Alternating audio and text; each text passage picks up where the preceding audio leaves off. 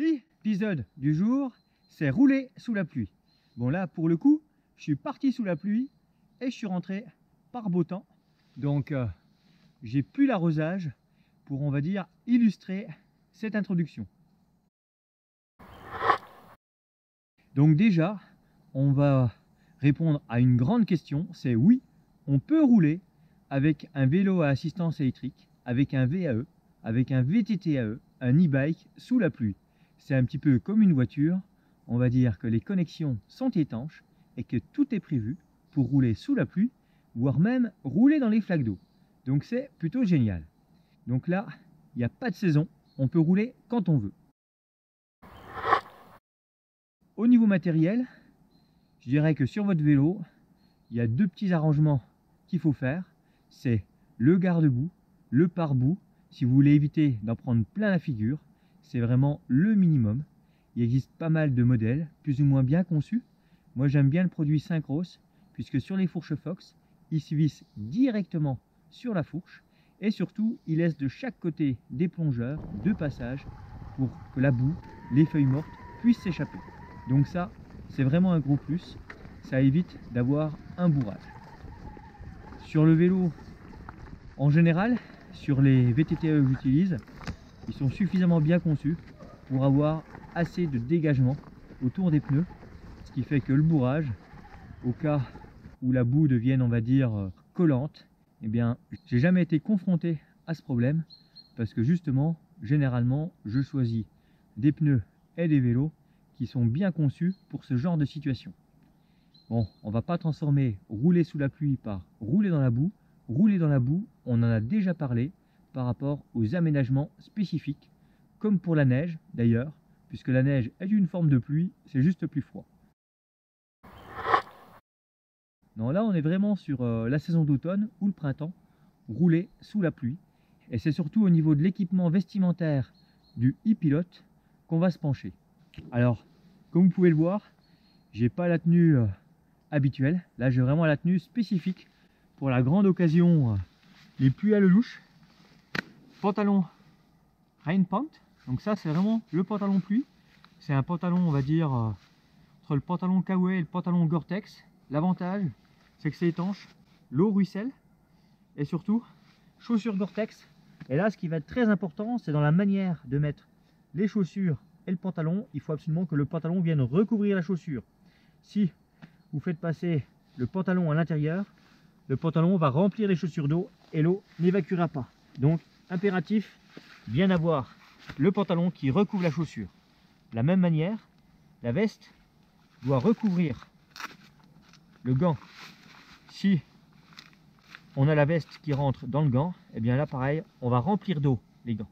Donc il faut systématiquement réfléchir un petit peu comme une toiture.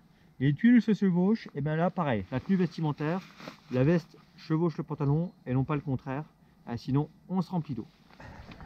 Au niveau des gants, gants néoprène, ça c'est l'idéal, même mouillé on a les mains au chaud, c'est le même principe qu'en plongée, le même principe qu'en surf, en body avec les combinaisons néoprène.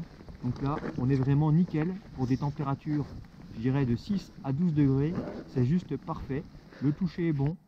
Si on doit faire de la mécanique, si on doit faire n'importe quoi, on a vraiment la solution idéale au niveau des mains.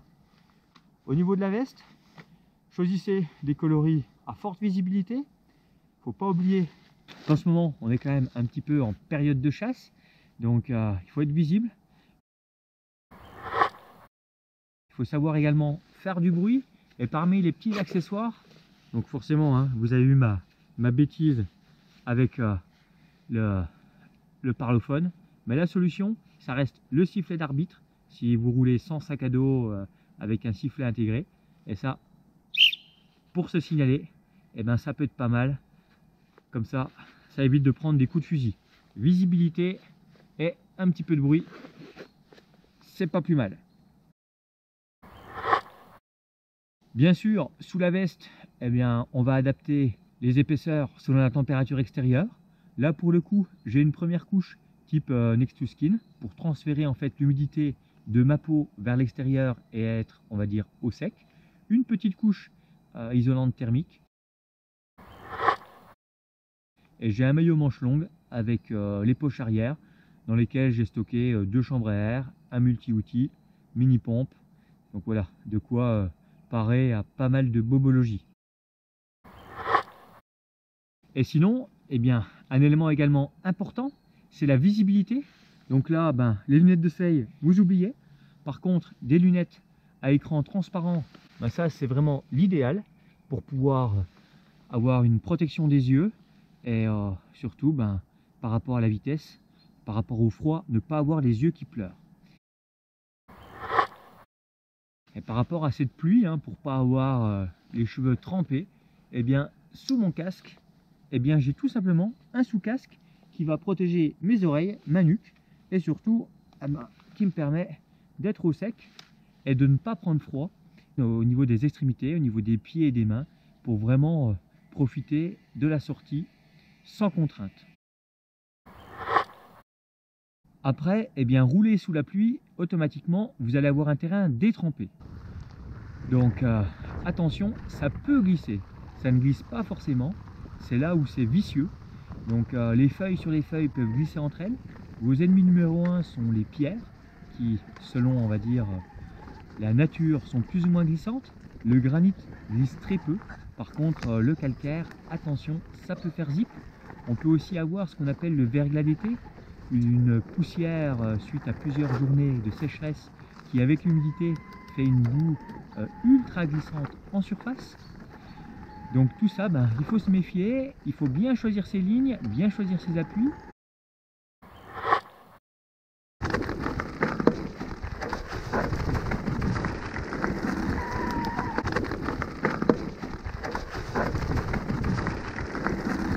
Alors après la pluie, ça reste mouillé, donc du coup, c'est toujours glissant.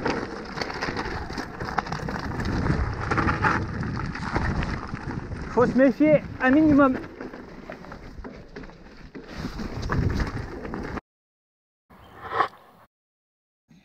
Au niveau des pneus, il faut des pneus avec des bons crampons.